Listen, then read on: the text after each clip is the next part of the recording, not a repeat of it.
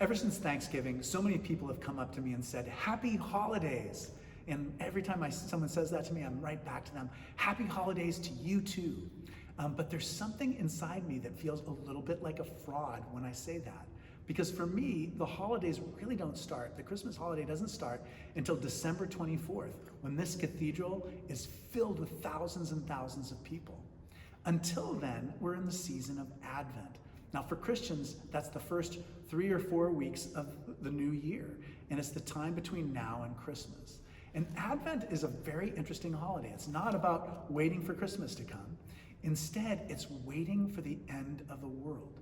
That we believe that the way we anticipate the end of the world shapes who we are now and changes who we are now.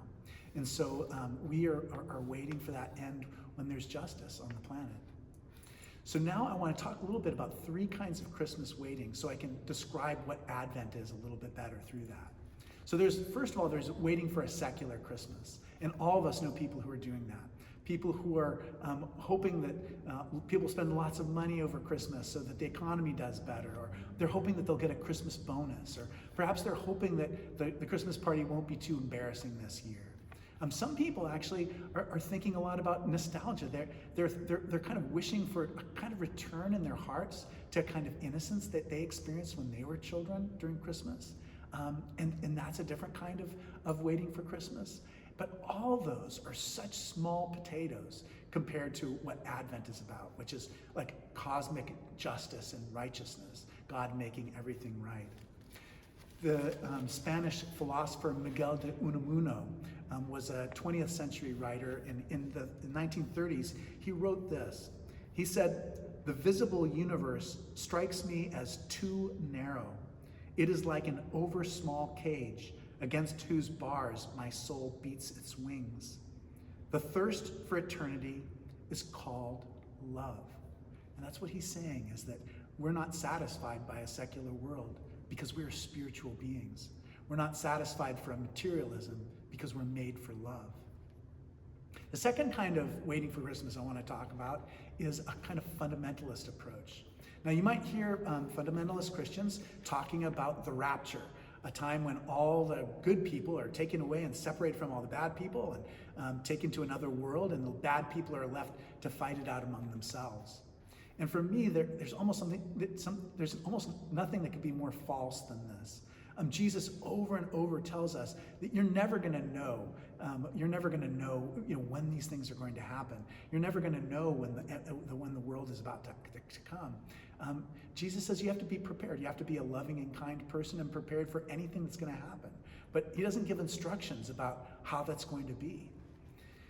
Now, I oftentimes think of that. In the old days, they used to have the bumper sticker that says, "In the event of the rapture, this car will be driverless." And now that we have driverless cars, I thought I'd stick that sticker on all of them, and then there'd be the sign of the rapture all over the place. So if you ever see a driverless car with a rapture sticker on it, then you know that I was involved in that somehow. So the third way of waiting I want to talk about is the Advent way of waiting.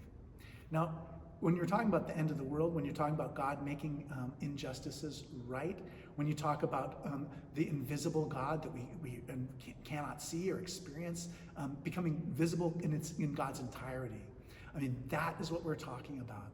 And when you wait for that, when you wait for God to bring justice on the earth, then you almost can't help yourself but be changed yourself. You change into a person of hope. You're changed into a person who tries to bring about that righteousness in our own acts, and our own kindness, and our own commitment to love, and our own commitment to eradicating such terrible inequality in this country and in the world. But that, for me, is what Advent is about. Advent is lighting the candles on the Advent wreath. It's about reading readings from the great prophets through history of the Jewish people and of the Christian people. And it's a time of beginning to understand what it is that we really long for, and how we can begin to long for what God longs for. My name is Malcolm Clemens Young. I'm the Dean of Grace Cathedral here in San Francisco, California. Thanks for watching More Good News.